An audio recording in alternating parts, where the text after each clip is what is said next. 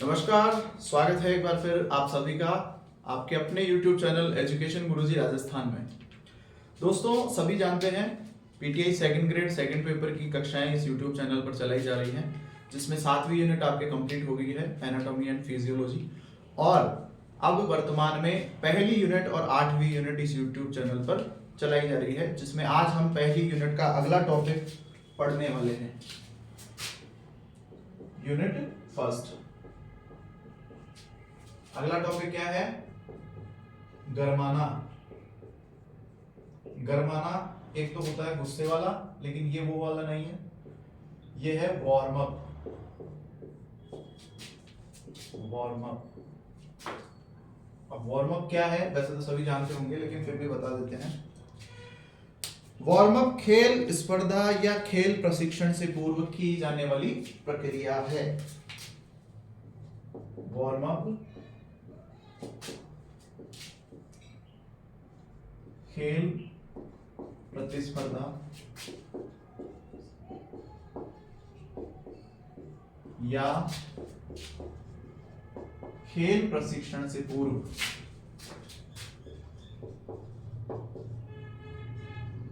प्रशिक्षण से पूर्व की जाने वाली क्रियाएं।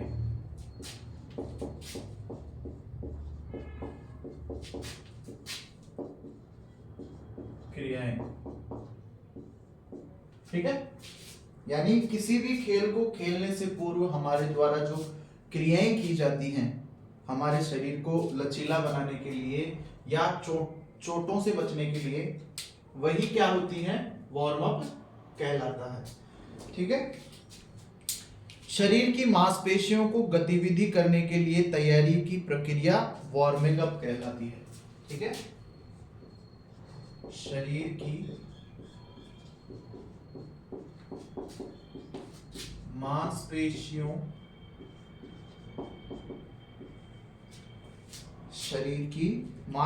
को गति करने के लिए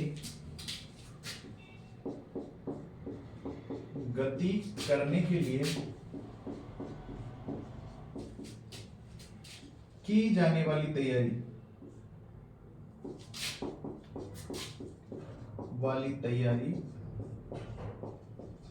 क्या कहलाती है? वार्म अप कहलाती है। वार्म अप कहलाती है।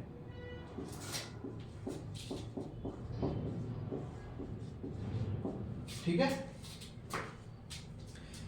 यह गतिविधि मांसपेशीय टोन, चयापचय, लचीलेपन तथा क्रियाशीलता को विकसित करती है। यह गतिविधि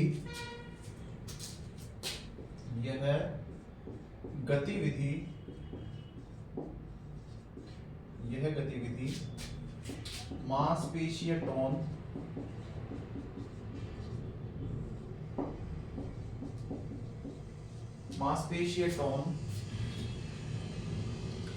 चयापचय,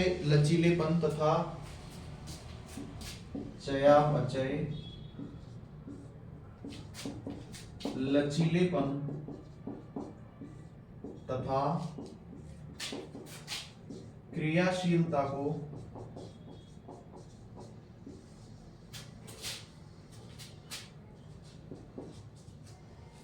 क्रियाशीलता को विकसित करती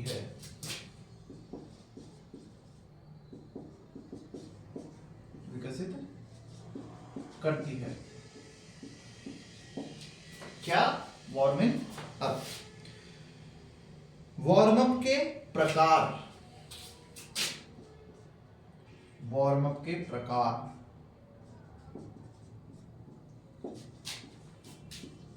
कितने प्रकार हैं?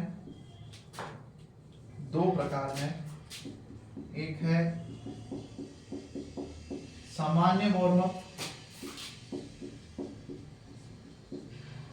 और एक है विशिष्ट वार्म अप।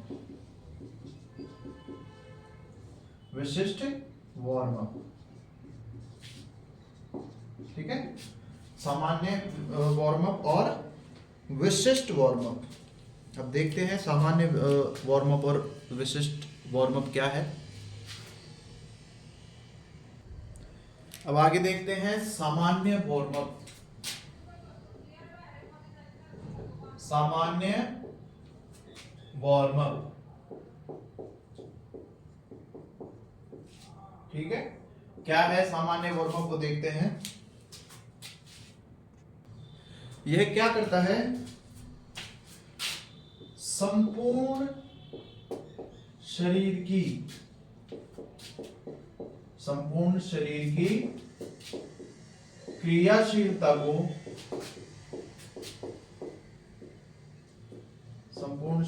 क्रियाशीलता को विकसित करता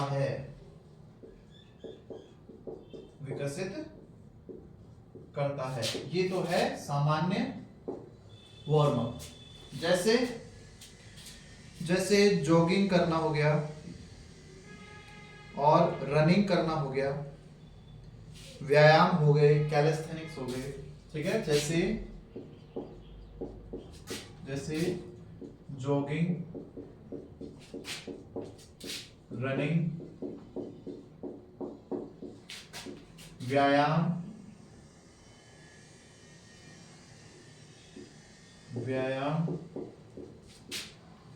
व कैलिस्थेनिक्स,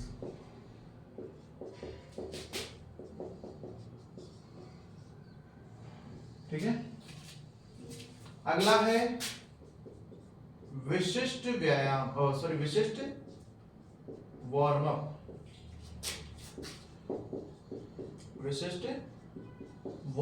अब ये विशिष्ट वार्म अप क्या है। सामान्य वार्म अप तो जॉगिंग वगैरह हो गया, रनिंग वगैरह हो गया, या फिर व्यायाम हो गए, हाथ पैरों को इधर उधर करना, ठीक है। वो क्रियाएं सामान्य वार्म अप के अंदर आती है। लेकिन विशिष्ट वार्म अप क्या है। विशिष्ट वार्म अप है आपको किसी विशिष्ट खेल के लिए अगर कोई तैयारी करनी है तो उस विशिष्ट खेल से संबंधित कोई वार्म अप आप कर रहे हो, वही क्या है, विशिष्ट वार्म अप है, ठीक है।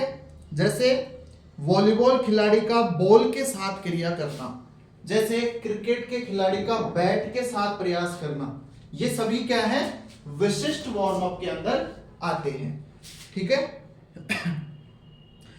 गतिविधि विशेष हेतु संबंधित कौशल विकास को बढ़ाना। गतिविधि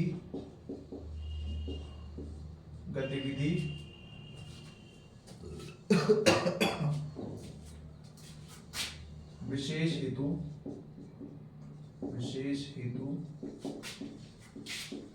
संबंधित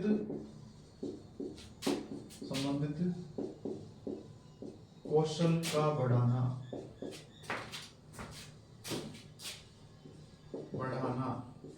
क्या है, विशिष्ट वार्म अप है। यानी आप किसी भी खेल से जुड़े हुए हो, मान लीजिए कोई भी खेल है, जिसे मान लीजिए बैडमिंटन अगर कोई खेल रहा है, तो वो अगर बैडमिंटन के लिए कोई भी वार्म अप कर रहा है या उस खेल के लिए कोई वार्म अप कर रहा है, वही क्या है, विशिष्ट वार्म अप कहलाता है, ठीक है।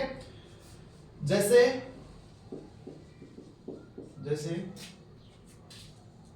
वॉलीबॉल के खिलाड़ी को वॉलीबॉल के खिलाड़ी द्वारा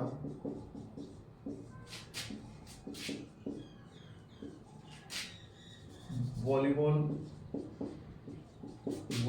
के साथ क्रिया करना,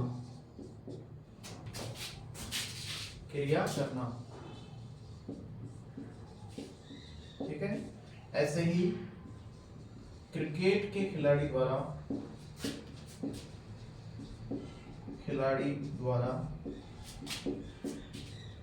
बैट के साथ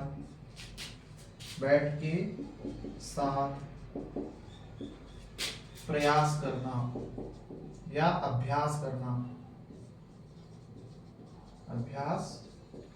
करना, ये सभी किस में आ जाएंगे, विशिष्ट वार्म अप के अंदर आएंगे, ठीक है। सामान्य वार्मिंग अप सामान्य वार्मिंग अप की तुलना में सामान्य वार्म अप की तुलना में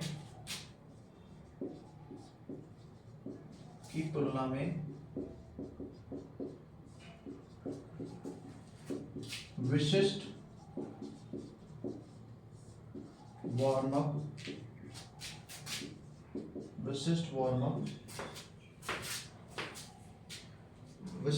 अप खेल कौशल से ज्यादा जुड़ा होता है। खेल कौशल से ज्यादा जुड़ा होता है। ठीक है, सामान्य वार्म अप की तुलना में विशिष्ट जो वार्म अप होता है वो खेल कौशल से क्या होता है, ज्यादा जुड़ा होता है। ठीक है, आगे चलते हैं। वार्म अप की अवधि, ये देखेंगे वार्म अप की अवधि। वार्म अप अवधि सामान्य की क्या है, 5 से 10 मिनट। ठीक है, वहीं विशिष्ट की क्या रहेगी, विशिष्ट वार्म अप की क्या रहेगी, 15 से 20 मिनट। ठीक है, ये वार्म अप की अवधि है। इसके बाद है वार्म अप की विधियां। ठीक है, वार्म अप की विधियां, शरीर को तैयार करने के लिए प्राय अनेक विधियों का प्रयोग किया जाता है, जो कि हम आगे पढ़ने वाले हैं। सबसे पहली विधि है सामान्य विधि। पहले नाम लिख देते हैं, वार्म अप की विधियां।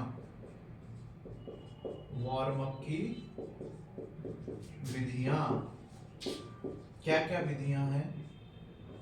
ठीक है, पहली कौन सी है, सामान्य विधि, जनरल मेथड। सामान्य विधि क्या है,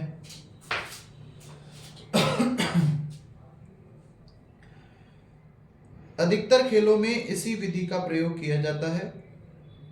जैसे सामान्य में, जैसे धीरे धीरे दौड़ना या जॉगिंग करना। सामान्य विधि में क्या क्या आते हैं, धीरे धीरे दौड़ना या जॉगिंग करना। ये किस में आएगा, सामान्य विधि में, यानी आपको धीरे धीरे दौड़ता रहना है। और साधारण व्यायाम, धीरे धीरे दौड़ना है, जॉगिंग करना है, और इसके अलावा साधारण व्यायाम। दूसरा है साधारण व्यायाम। ठीक है, साधारण व्यायाम सभी जानते होंगे, उछलना हो गया, हाथ पैरों को इधर से उधर करना हो गया, और शोल्डर रोटेशन वगैरह बहुत सारी चीजें हैं साधारण व्यायाम में। ठीक है, जैसे हाथ के व्यायाम हो गए, गर्दन के व्यायाम हो गए, कंधे के, कमर के, हिप के, ये जितने भी व्यायाम है, कमर को झुकाकर ऊपर उठना, ये सभी किस में आएंगे, सामान्य विधि में आएंगे, जिसमें साधारण व्यायाम होते हैं। ठीक है, अगला है खिंचाव वाले व्यायाम। खिंचाव वाले व्यायाम, अब ये कैसे व्यायाम है, अब जैसे मान लीजिए खिंचाव वाले व्यायाम किसको कहेंगे हम, जैसे मैं इसको करके इस तरीके से कर रहा हूं, तो ये भी एक व्यायाम है। क्यों, क्योंकि यहां इस कंधे की मांसपेशियां, इनमें क्या आ रहा है, खिंचाव आ रहा है, यानी ये कौन सा व्यायाम हो गया, खिंचाव वाला व्यायाम हो गया। तो ये भी किस विधि में आएगा, सामान्य विधि में। ठीक है, खिंचाव वाले व्यायाम, इससे आप समझ गए होंगे। ठीक है, आगे है विंड स्प्रिंट्स। ये व्यायाम हवा के झोंकों की तरह रुक रुक कर लगभग 20 से 25 मीटर की उसमें की जाती है दूरी में, जिनको स्प्रिंट्स बोलते हैं। ठीक है, विंड स्प्रिंट, विंड स्प्रिंट। ठीक है। इसमें क्या होता है, आपको कम से कम 20 से 25 मीटर की दूरी तय करनी होती है और वहां तक आपको दौड़ना होता है फुल स्पीड में। जैसे हवा फुल स्पीड में चल रही होती है उसी स्पीड में आपको 25 मीटर तक दौड़ना होता है, आपकी जितनी स्पीड है दौड़ने की, ठीक है। फिर वहां जाके रुक जाना है, फिर वापस से आपको वहीं से स्टार्ट करना है जहां से आपने दौड़ना शुरू किया था। तो इस प्रकार से विंड स्प्रिंट भी सामान्य विधि के अंदर आती है, ठीक है। आगे है अगला जो विधि है, अगली जो विधि है दूसरे नंबर की, वो है गरम स्नान। गरम स्नान, गरम स्नान भी वार्म अप के अंदर आता है। गरम स्नान का मतलब है गरम पानी से स्नान करना, नहाना। अब इस गरम स्नान में क्या होता है, गरम स्नान में आपको गरम पानी से स्नान करना होता है, जैसे आप सर्दियों में कर रहे हो अभी। तो उसी प्रकार आपको शरीर को गर्म करने के लिए गर्म पानी से स्नान करना होता है। गर्म पानी से स्नान करना, ठीक है। शरीर को गर्म करने के लिए गर्म पानी से क्या करना होता है, स्नान करना होता है, ठीक है। अगला प्रकार देखते हैं। अगला है, अगली जो विधि है वो है मालिश द्वारा शरीर का वार्म अप। अगली जो विधि कौन सी है, तीसरी विधि है ये, मालिश द्वारा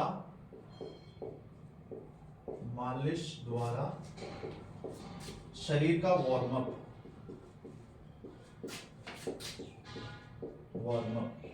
ठीक है, मालिश के द्वारा शरीर का मालिश वगैरह करवाइए, जिससे शरीर क्या होता है, गर्म होता है और आपकी जितनी भी मांसपेशियां वगैरह है वो क्या हो जाती है, उसमें सभी में तनाव कम होता है और मांसपेशियां लचीली होने लगती है, शरीर आपका लचीला हो जाता है। अगला है गर्म पेय पदार्थों द्वारा, सन बाथ द्वारा, भाप के द्वारा, ठीक है। सन बाथ मतलब सूर्य की किरणों द्वारा अपने शरीर को गर्म करना। सूर्य की किरणों द्वारा शरीर को गर्म करना, ठीक है। सूर्य की किरणों द्वारा शरीर को गर्म करना क्या कहलाता है, सन बाथ कहलाता है। भाप के द्वारा, भाप होती है ना गर्म वायु जिसको हम कहते हैं, सन बाथ के द्वारा भी भाप द्वारा भी शरीर को वार्म अप किया जाता है। इस प्रकार के वार्मिंग अप से शरीर में उपस्थित ऊर्जा को बचाया जा सकता है, लेकिन इस विधि को भी कम अपनाया जाता है, यानी सबसे कम विधि अपनाने वाली कौन सी है, भाप, ठीक है। आगे है वार्म अप का महत्व। अगला जो इसी में है वार्म अप का महत्व।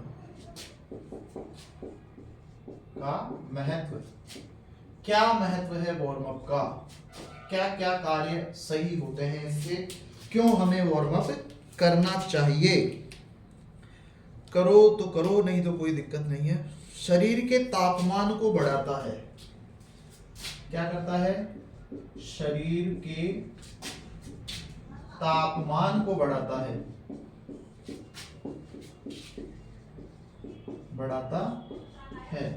यानी किसी का शरीर अगर अकड़ा हुआ है या बिल्कुल ठंडा पड़ा है तो उसको वार्म अप करना चाहिए, जिससे शरीर का तापमान बढ़े और उसका शरीर खुल जाए।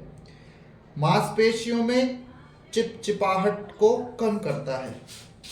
दूसरा जो है मांसपेशियों में क्या होता है, चिपचिपाहट को कम करता है।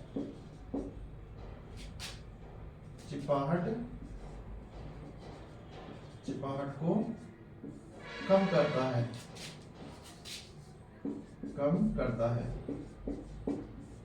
ठीक है। चिपचिपाहट को क्या करता है, कम करता है। तंत्रिका आवेगों की गति को बढ़ाता है। तंत्रिका आवेगों की गति को बढ़ाता है, को बढ़ाता है। ठीक है। और क्या करता है? मांसपेशी कोशिकाओं में प्रतिरोध को कम करता है। मांसपेशीय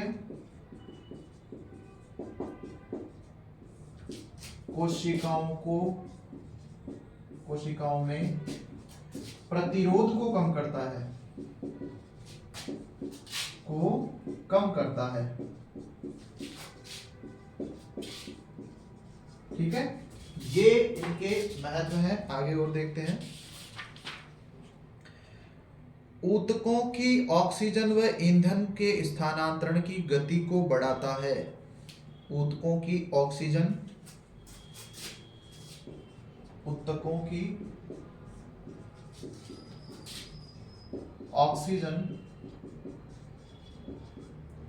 ऑक्सीजन व ईंधन के स्थानांतरण की गति को बढ़ाता है। ईंधन के स्थानांतरण की गति को बढ़ाता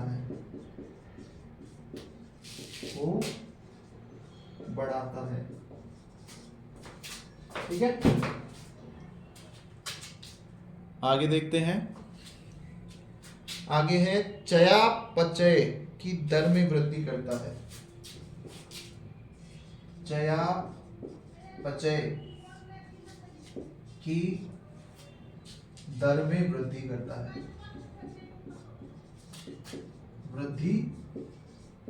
है, ठीक है। आगे देखते हैं। आगे है चिंता एवं तनाव को कम करता है। चिंता एवं तनाव को कम करता है,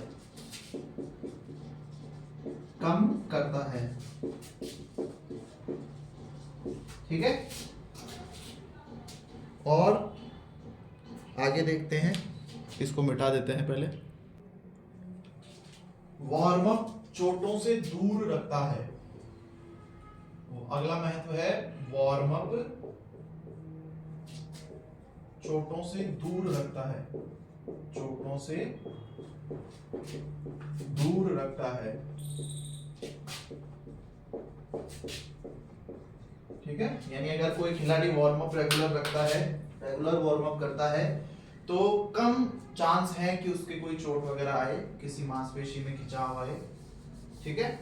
वार्म अप इसलिए जरूरी होता है, ठीक है। वार्म अप मांसपेशियों की गति को बढ़ाता है। वार्म अप मांसपेशियों की गति को बढ़ाता है, पेशियों की गति को बढ़ाता है, ठीक है। वार्म अप क्या करता है? मांसपेशियों की गति को बढ़ाता है। वार्म अप लचीलापन लाता है शरीर में। वार्म अप शरीर में लचीलापन लाता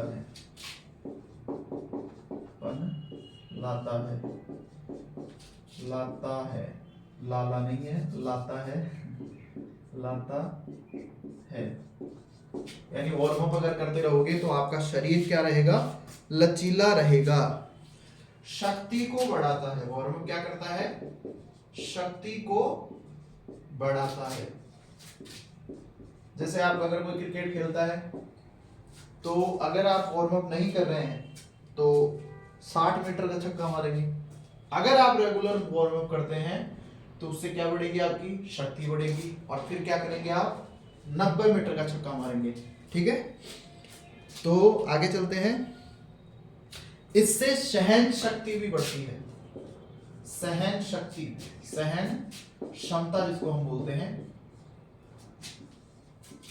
बढ़ाता है। सहन क्षमता बढ़ाता है। जैसे मान लीजिए किसी ने कोई आपको, आप क्रिकेट खेल रहे हैं, ठीक है, बैटिंग कर रहे हैं आप, ठीक है, बैटिंग करते करते मान लीजिए दूसरी टीम के किसी खिलाड़ी ने आपको स्लेजिंग यानी उकसाने के लिए कोई अभद्र भाषा का प्रयोग कर दिया या कुछ भी आपको बोल दिया, तो अगर आप वार्म अप रेगुलर करते रहेंगे तो आप में वो सहन शक्ति रहेगी, उसको सिर्फ किससे जवाब दोगे आप? बैट से। ऐसा नहीं कि आप बैट लेके उसके पीछे दौड़ने लग जाओ, ठीक है।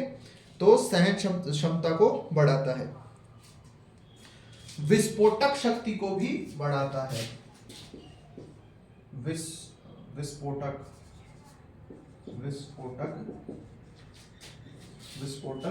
शक्ति को बढ़ाता है,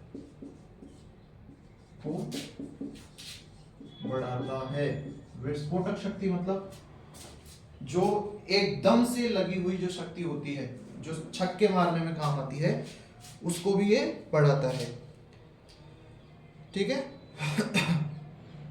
प्रदर्शन का स्तर बढ़ाता है, प्रदर्शन का स्तर बढ़ाता है, आपके प्रदर्शन को अच्छा करता है वार्म अप, ठीक है।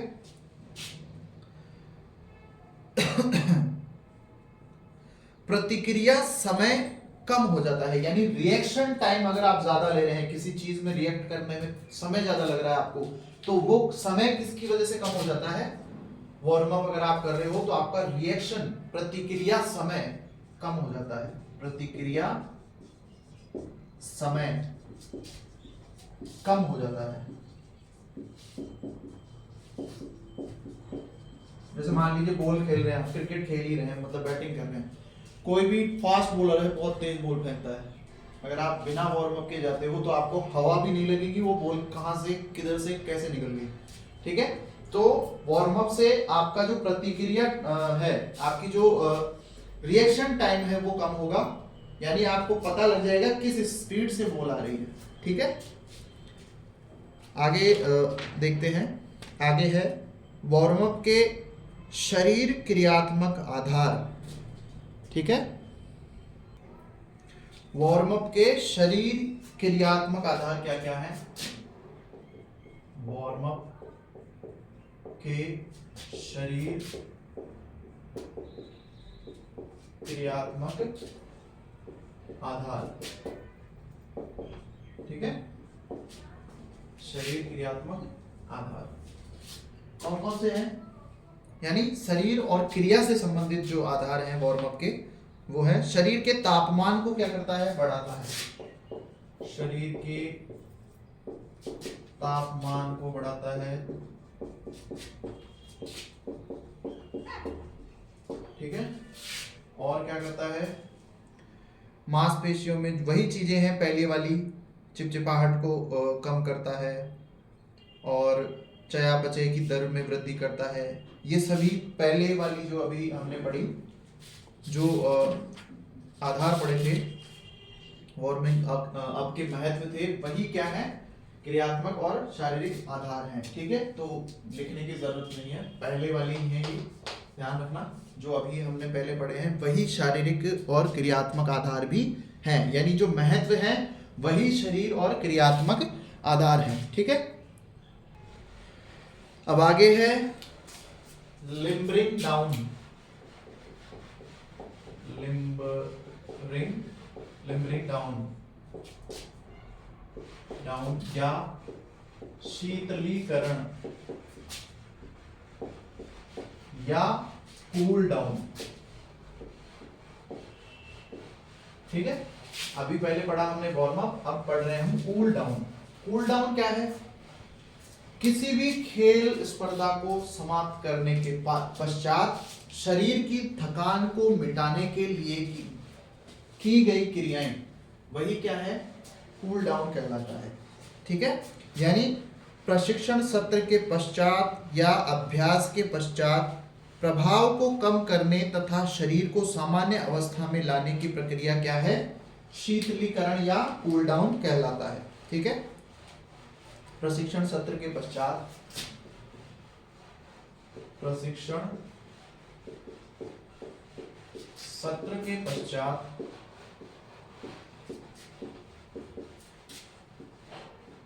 अभ्यास को एक मिनट पश्चात अभ्यास के प्रभाव को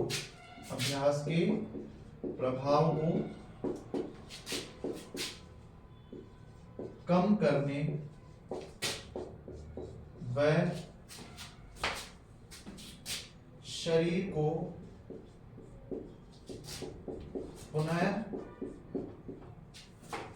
को पुनः सामान्य अवस्था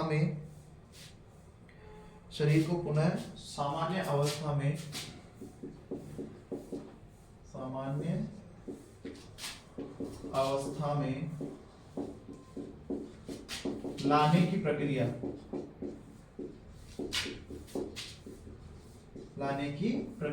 क्या है? कूल डाउन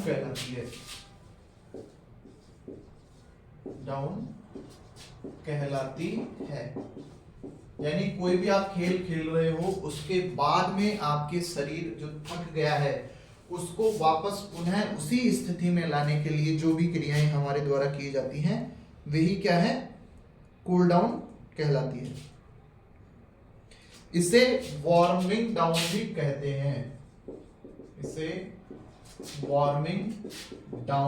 हैं। वो तो पहले तो हमने वार्म अप किया था, इसे वार्मिंग डाउन भी कहते हैं। ठीक है।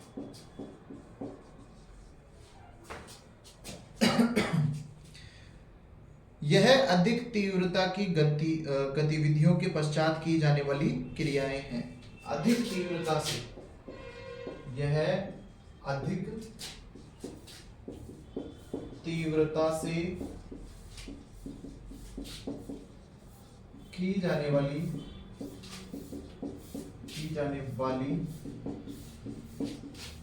क्रियाओं के पश्चात, अधिक तीव्रता से की जाने वाली क्रियाओं के पश्चात,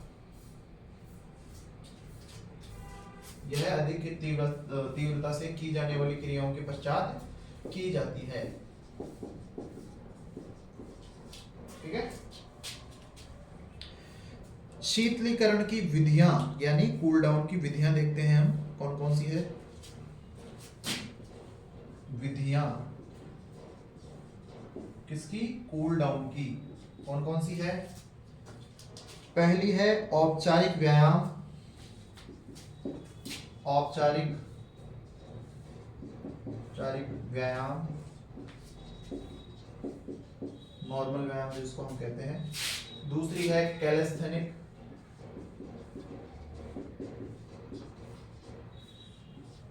बिना उपकरणों के। तीसरा है, इसको कहते हैं, तीसरे को क्या कहते हैं? खिंचाव व्यायाम, जो कि मैंने अभी पहले बताया था, खिंचाव वाले व्यायाम। ठीक है। फिर है जॉगिंग, नॉर्मल करनी है, ऐसा नहीं आप स्प्रिंट लगाने लग गए हो, नॉर्मल जिससे कि शरीर की जो थकान है वो निकले।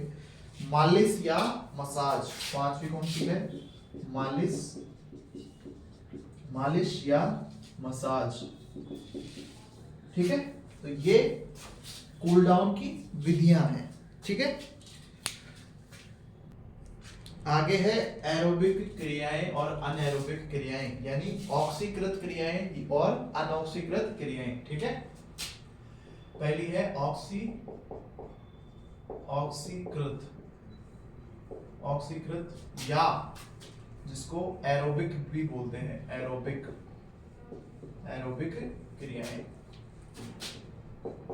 ठीक है। फिर इसके बाद पढ़ेंगे अनऑक्सीकृत या अनएरोबिक क्रियाएं। ठीक है। तो ये कौन सी क्रियाएं हैं? वो क्रियाएं जो लंबी दूरी के लिए की जाएं और लगातार की जाएं, जिसमें ऑक्सीजन की उपस्थिति रहती है। ठीक है। वे क्रियाएं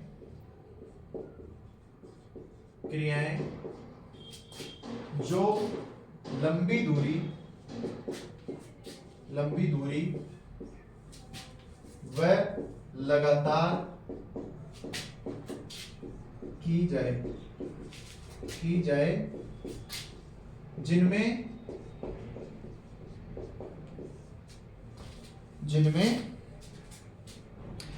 ऑक्सीजन की उपस्थिति रहती है, ऑक्सीजन की उपस्थिति रहती है। क्या है वे?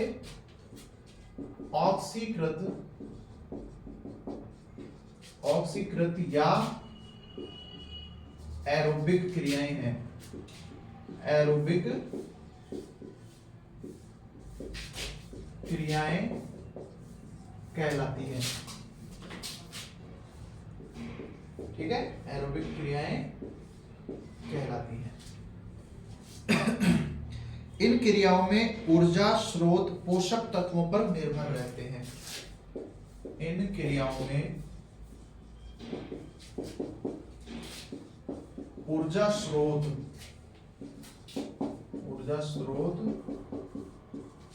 पोषक तत्वों पर निर्भर रहते हैं। तत्वों पर निर्भर रहते हैं। ठीक है, यानी इन क्रियाओं में ऊर्जा आपको किससे प्राप्त होती है? पोषक तत्वों से। इसके माध्यम से हृदय व फेफड़ों की क्षमता में वृद्धि होती है। इनके माध्यम से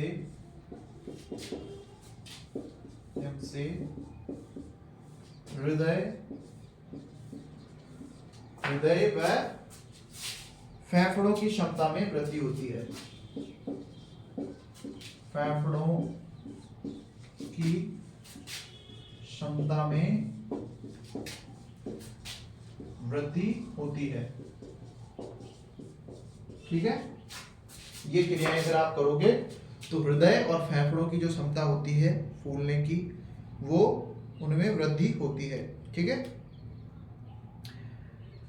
ऑक्सीकृत क्रियाएं कौन कौन सी है देखते हैं। जैसे कौन कौन सी क्रियाएं आपको करनी चाहिए वो देखिए।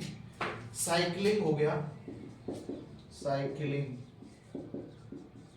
साइकिलिंग आप कर सकते हैं। ठीक है, साइकिलिंग के बाद में तैराकी हो गया, सॉरी तैराकी। ठीक है, साइकिलिंग, तैराकी, जॉगिंग, कैलिस्थेनिक व्यायाम,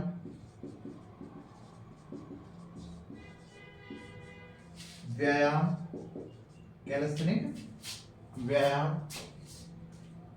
और एरोबिक व्यायाम।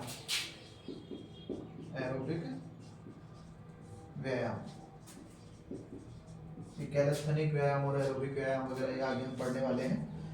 ठीक है, अब आगे है अनऑक्सीकृत या अनएरोबिक क्रियाएं। अनऑक्सीकृत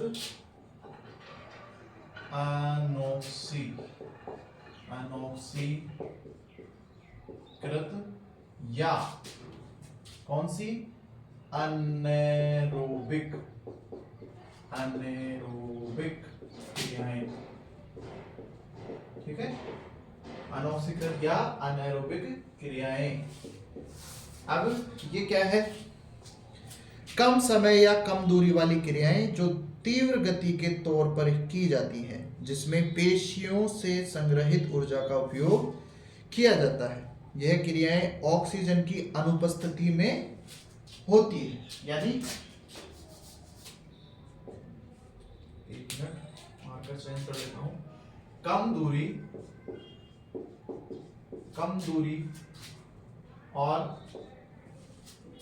दूरी और तीव्र गतिविधि के तौर पर, तीव्र गतिविधि। ठीक है, और क्या होता है? कम दूरी की होती है, तीव्र गतिविधि होती है, यानी जल्दी से आपको इसमें जाना पड़ता है। और क्या होता है? और होता है इसमें ऑक्सीजन की कमी। ऑक्सीजन क्या रहती है इसमें? अनुपस्थित। ठीक है, उसमें उपस्थित रहती थी, इसमें अनुपस्थित है। तीव्र गति वाली है, कम दूरी वाली है। वो लंबी गति वाली है, लगातार चलने वाली थी। ठीक है, कौन सी? एरोबिक वाली। और अनऑक्सीकृत क्रियाएं विस्फोटक प्रकार की होती हैं। किस प्रकार की होती हैं? अनऑक्सीकृत क्रियाएं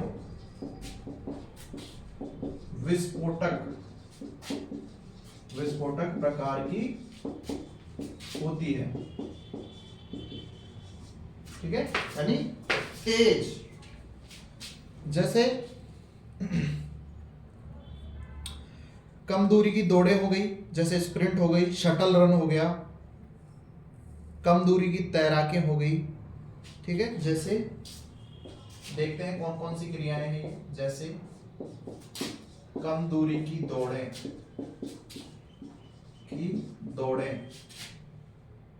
कैसे हैं? दौड़ें, कम दूरी की दौड़ें, जैसे शटल रन जिसको हम बोलते हैं। ठीक है, दौड़ का एक प्रकार है शटल रन। और कम दूरी की तैराकी, कम दूरी की तैराकी, वेट लिफ्टिंग।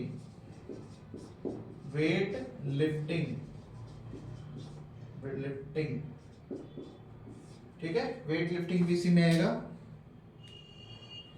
जिसको भारोत्तोलन हम बोलते हैं। वेट लिफ्टिंग को हिंदी में शब्द है इसका भारोत्तोलन।